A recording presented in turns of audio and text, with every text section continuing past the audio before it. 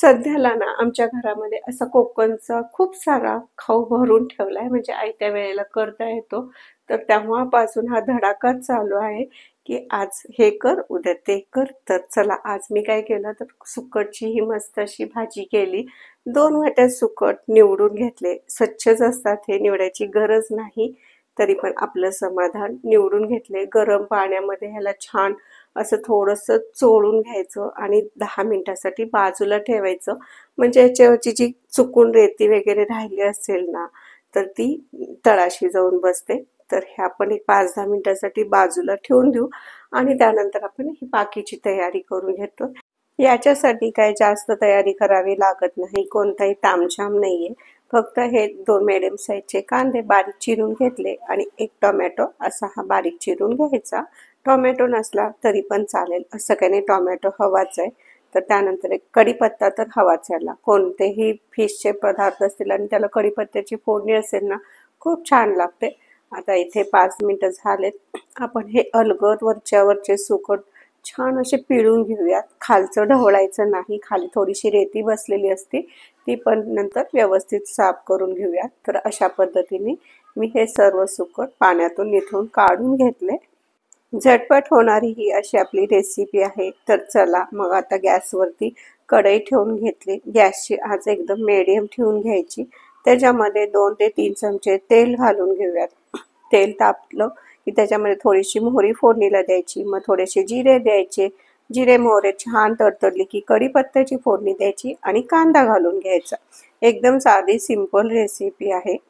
कांदा पण खूप असा काही परतायचा नाही. थोडं 1 ते 2 मिनिटं कांदा परतून घ्यायचा.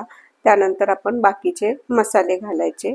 तर त्यामध्ये मी इथे पाव चमचा हळद घातली आणि घरात जो कांदा लसूण मसाला असतो ना आपला, फक्त तेवढाच घालायचा. तुमच्या तिखट जेवढं हवं असेल त्या चवीनुसार.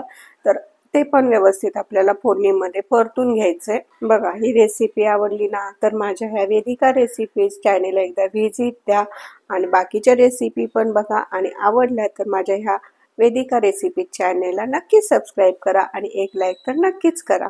चला छान असे हे तिखट मिक्स करून झाले फोडणीमध्ये. आता आपण हे छान पाण्यातून काढलेले सुकट यामध्ये घालून घेऊयात. गॅस एकदम मिडियमच ठेवायचा. आता हे सुकट फक्त आपल्याला फोडणीमध्ये चांगले परतून घ्यायचे आहेत.